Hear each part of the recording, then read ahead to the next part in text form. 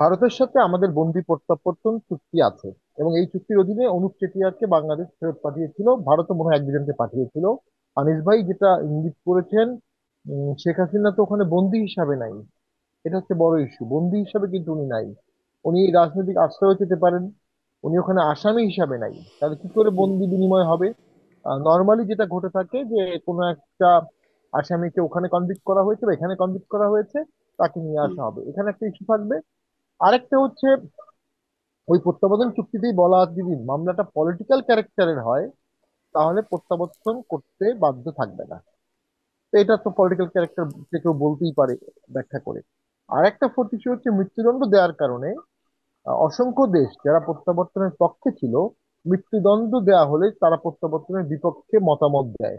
তো ইন্টারন্যাশনাল যে প্রেশারটা শেখ হাসিনাকে প্রত্যাবর্তনের জন্য হতো, সেটা মৃত্যুদণ্ড দেওয়ার কারণে হবে না। তো সেদিক থেকে আমরা মনে করি শেখ হাসিনা বাংলাদেশে আসবে, ফাঁসি হবে। আম, এইটা নাহিদ ইসলামও বিশ্বাস করে না। হুম, কিন্তু এই মুহূর্তে পলিটিক্যাল কার্ড হিসাবে শেখ হাসিনাকে দিতে হবে, না দিলে ভারত আহ, ভারতের সাথে সম্পর্ক থাকবে না, ভারতের সাথে সম্পর্ক ছিন্ন করে ফেলবো। আর ভারত কার্ড, পুরো জিনিসটা ভারত কার্ড খেলা, এটা বাংলাদেশের রাজনীতিতে চরম ভাবে ডমিনেট করে। অ্যান্টি ইন্ডিয়ান একটা হাইপ উঠালে ভোটে রাজনীতিতে সুবিধা হয়। 71 সালে ভারত আশ্রয় না দিলে আমরা তীব্র বিপদে পড়তাম, তীব্র বিপদে। আরো বহু লক্ষ কোটি লোক মারা যেত।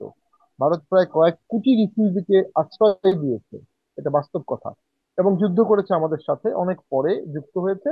এবং স্বাধীনতার পরে বঙ্গবন্ধু 10 তারিখে যখন আসলেন, উনি বললেন ভারত সম্পূর্ণ সৈন্য বাংলাদেশ থেকে নিয়ে ভারতে চলে গেছে। হুম। একটা সৈন্য বাংলাদেশে ছিল না, এবং 1 ইঞ্চি জায়গা নিয়ে যায়নি।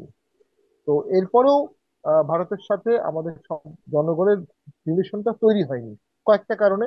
একটা হচ্ছে আওয়ামী লীগের পরপর 3টা ভোট করার কারণে এই দেশের বাকি সব দল এবং ভোটাররা মনে করে ভারতের প্রচ্ছন্ন সহযোগিতায় এই ভোটগুলো করা হয়েছে। ভারত শুধু আওয়ামী লীগ ছাড়া আর কোনো দলের সাথে সম্পর্ক করতে আগ্রহী না। এটাও পুরোপুরি হুম, সত্য না, কিন্তু ভিজিবল হয়েছে হুম। এখন।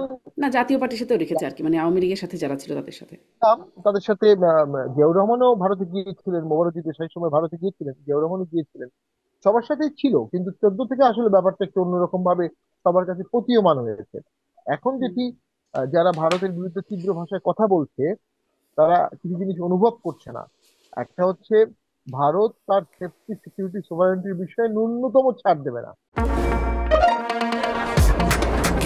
শুধুমাত্র সিটি ব্যাংকে অ্যাকাউন্ট থাকলেই করতে পারবেন গুগল পে, তাই অ্যাকাউন্ট খুলুন আজই। এবং বাংলাদেশও দেবে না। হুম, এখানে পাল্লায় পাল্লায় কথা বলেছি আমরা সারা জীবন। আরেকটি হচ্ছে, বাংলাদেশ থেকে ভারতে কোনো পণ্য যাওয়ার দরকার হয় না।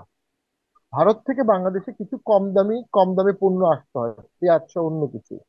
আরটা হচ্ছে, ভারতের আকাশসীমা আমাদের ব্যবহার করতে হয়। হুম, আমাদের আকাশসীমা ব্যবহার না করেও ভারত কিন্তু তার এয়ার রুট প্রেভেল করতে পারবে।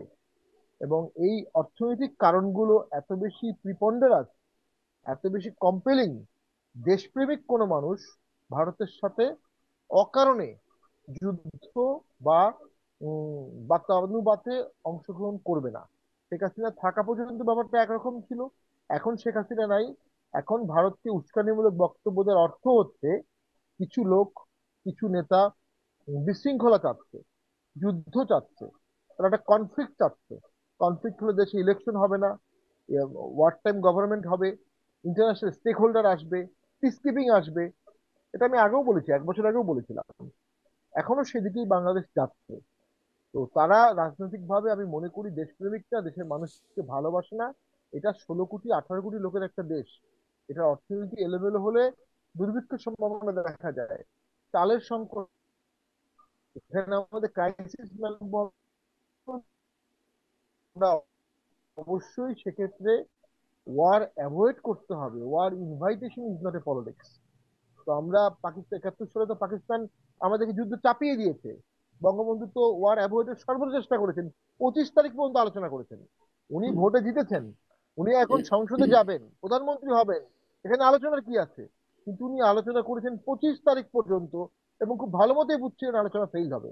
এবং 24 তারিখে তাকে ওই বেলুচিস্তানের কাকি বললো তুমি কি ভাবছো, উনি বললেন আমি কিন্তু একজন মুসলিম লিগার ছিলাম। অর্থাৎ উনি ইউনাইটেড পাকিস্তান ভাঙতে চাননি, যুদ্ধ চাননি। ফাতিমাতেও কিন্তু উনি পূর্ণাঙ্গ যুদ্ধ ঘোষণা করেননি, এটা নিয়ে অনেকে ক্ষুব্ধ আছে। কিন্তু পাকিস্তান 26শে মার্চ আমাদের যুদ্ধ চাপিয়ে দিয়েছে। যে পাকিস্তান যুদ্ধ চাপিয়ে দিয়েছে, সে পাকিস্তানের জাহাজ এখন আমাদের এখানে আসতেছে, সে পাকিস্তানের পররাষ্ট্রমন্ত্রী বা সে পাকিস্তানের সেনারা আমাদের এখানে আসতেছে। তো এগুলো তো রং মেসেজ যাচ্ছে। বাংলাদেশের অর্থনৈতিক সক্ষমতা, মানে হুম পাকিস্তান কি হেল্প করতে পারবে, কতটুকু পারবে? পাকিস্তানের একটা নিউক্লিয়ার বোমা আছে, ওরা হুম পাথর খেয়ে নিউক্লিয়ার বোমা একটা করেছে, একটাই করেছে।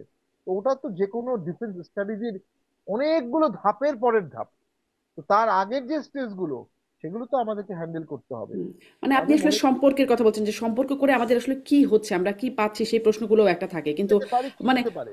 হ্যাঁ, কিন্তু ওই যে জায়গাটা মানে রায় হয়েছে বাংলাদেশের ট্রাইব্যুনালের রায়, বাংলাদেশের বিচারে রায় হয়েছে। রায়ের বাস্তবায়ন তো দলগুলো চাইবেই, তাই না? তারা তো আর বাস্তবায়ন করতে হলে শেখ হাসিনাকে ফেরত পাঠাতেই হবে। সেখানে মানে তারা তো এই মানে দাবিটা করবেই, তাদের তো দাবি ছিল শেখ হাসিনার বিচার হবে এবং এটিও দাবি ছিল ফাঁসি চাই শেখ হাসিনার, আগে থেকে তাদের এই দাবি ছিল।